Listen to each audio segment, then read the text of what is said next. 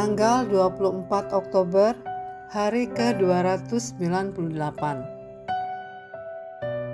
Bacaan Lukas pasal 22 sampai pasal 24. Penderitaan anak manusia.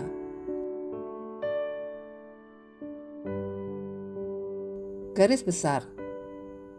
Lukas, sang dokter yang teliti dan pengamat yang cermat, memberikan catatan yang unik tentang hari-hari terakhir Yesus di bumi.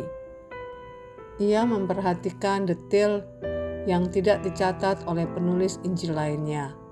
Bukan hanya peristiwa besar, tetapi juga sentuhan kemanusiaan yang menyingkapkan kasih dan keagungan Yesus di tengah penderitaannya. Hanya Lukas yang mencatat peringatan Yesus kepada Petrus tentang bagaimana iblis berusaha menguji imannya. Hanya Lukas yang mencatat penyembuhan telinga hamba imam besar yang terluka oleh pedang Petrus. Hanya Lukas yang menulis tentang pengadilan Yesus di hadapan Herodes Antipas. Hanya Lukas yang mencatat pertobatan penjahat yang disalib yang berkata, "Yesus, ingatlah akan aku."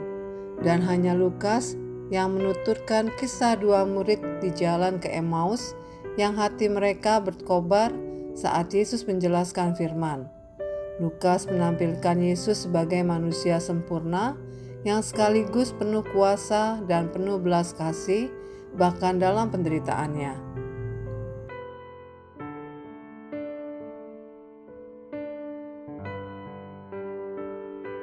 Renungan harian. Apakah Anda pernah merasa sulit memahami isi Alkitab? Jika iya, Anda berada di antara sahabat-sahabat terbaik yang pernah hidup. Bahkan murid-murid yang berjalan bersama Yesus menuju Emmaus pun tidak mengenali Dia dan tidak memahami arti kematian dan kebangkitannya sampai Yesus sendiri menjelaskannya kepada mereka. Lukas pasal 24 ayat 27.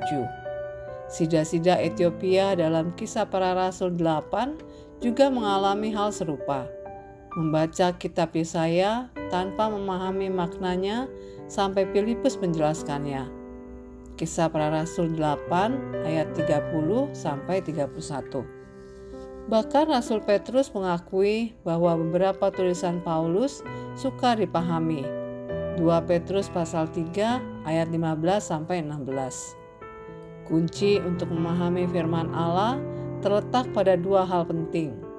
Dari pihak Anda, tekunlah membaca dan mempelajari Alkitab, gunakan alat bantu seperti konkordasi, tafsiran, dan bahan renungan yang menolong Anda menggali lebih dalam. Dari pihak Tuhan, mintalah Roh Kudus untuk menerangi hati dan pikiran Anda, karena hanya Dia yang dapat membuka pengertian rohani. Yohanes pasal 16 ayat 13 sampai 15. Jadi, ketika Anda merasa tidak ingin membaca firman Tuhan, justru itulah saat yang paling Anda butuhkan untuk melakukannya.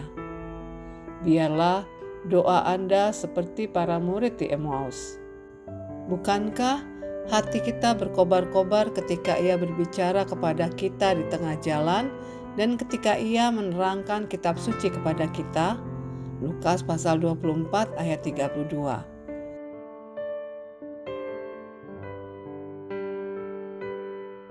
Saat Anda tidak ingin membaca Alkitab, itulah saat di mana Anda paling membutuhkannya.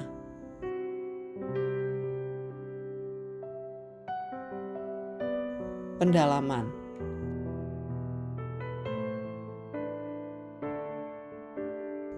Akhir volume 1, awal volume 2. Lukas pasal 24 ayat 51. Lukas menutup Injilnya dengan peristiwa kenaikan Yesus ke surga, lalu membuka kitab berikutnya, Kisah Para Rasul, dengan peristiwa yang sama. Kisah Rasul pasal 1 ayat 1 sampai 2. Injil Lukas adalah kisah tentang apa yang Yesus lakukan dan ajarkan selama hidupnya di bumi. Kisah Para Rasul adalah lanjutan dari apa yang Yesus terus kerjakan melalui Roh Kudus di dalam gerejanya. Demikian renungan hari ini. Jika Anda ingin mendengarkan bacaan Alkitab hari ini, silakan buka tautan video yang tersedia di layar Anda. Amin. Tuhan Yesus memberkati.